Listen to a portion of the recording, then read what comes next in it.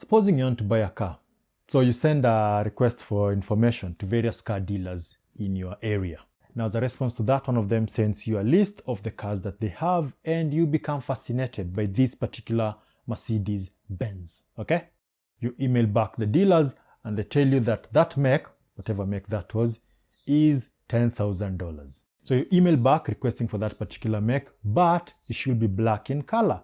And here's what happens. And they tell you that a black one would cost you $10,500. Now you look at that and you say, yeah, you know what, I'll just take the original one for 10,000. And these guys tell you, actually, the price just went up. It's now 10,100. Well, are they legally supposed to do that? So that is what we need to find out in this video.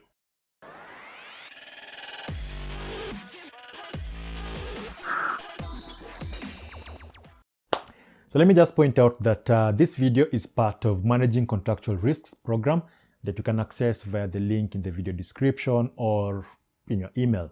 A counter offer is an offer made in response to an earlier offer.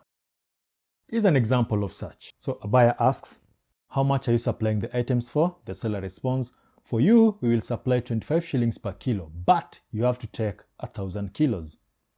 Okay, just so we are on the same page, that is an example of what you call a conditional offer. It's part of the basic contract law.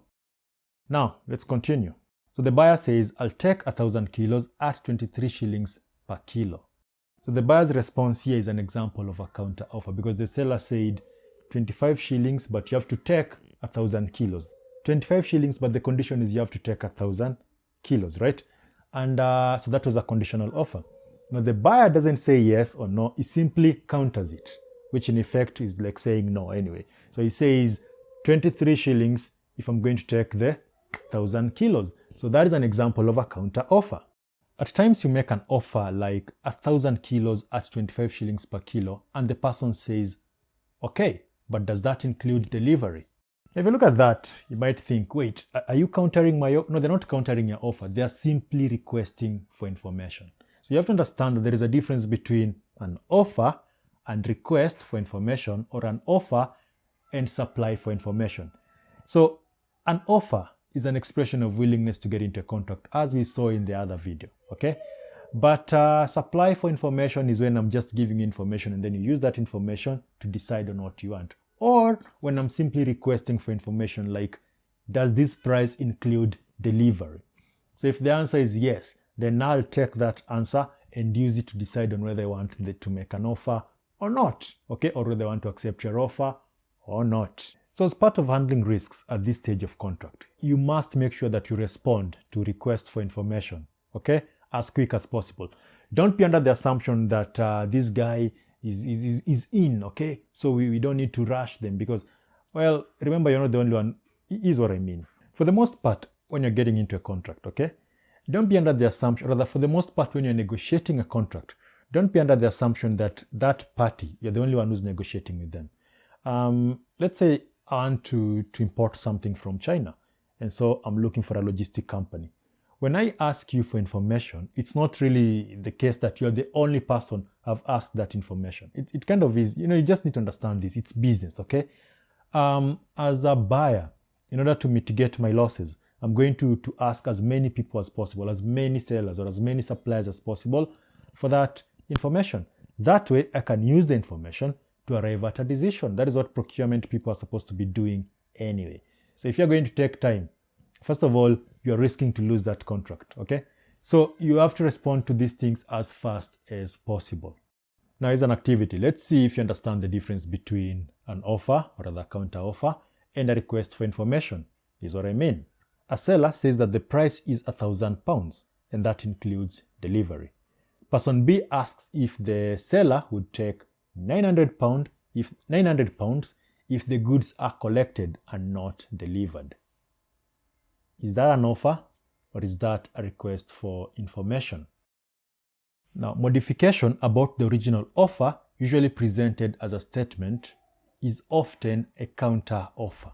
Here's an example. You can collect it at £900 or the price paid will be £1,000, which includes delivery.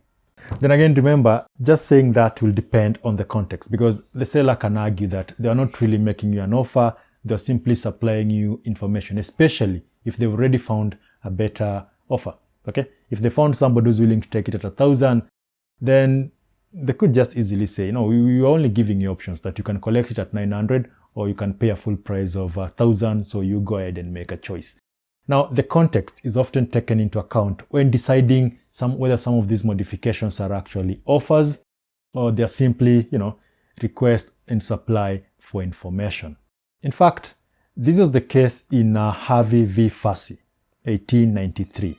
Now, once a counteroffer is made, this is what you need to understand, that once a counteroffer is made, as you've already pointed out, it extinguishes the original offer. Okay? The original offer ceases to exist. Here's what I mean. Person A says 1,000, person B says 900, person A says no, person B says okay 1,000, person A says 1,100. Now the truth is, when person B said 900 and person A said no and person B said okay 1,000, the okay 1,000 thing is not like if they were accepting the former offer. Okay, there was no offer because the last thing was no. So that 1,000 becomes a new offer. And we have a new offer, you have a choice. You can accept the offer or you can reject the offer. So in this case, rather than rejecting or accepting, they simply countered it by saying 1,100, which in effect is the same as having rejected that 1,000 and then creating your own offer. Now, remember the case we started with at the beginning of this video. You should be in a position to answer that based on what we've just said. In conclusion, as you are doing business, there are going to be instances where it will look like if the party is actually countering you an offer, or rather your offer. But they could not be doing that, okay? Example, conditional acceptance, like in the case of buying a house, where a party might say, I will take it after getting feedback from my surveyors, or let me clarify these terms with my lawyer first. So that is not necessarily a counter. That is just them saying that I'm accepting it as long as these conditions are met, okay? So, I hope you're now in a position to understand the risks associated with offers, that is the offer and the counter offer, when formulating a contract. If you have any question, do let me know. Okay, I'm Moses and I'll see you in the next video.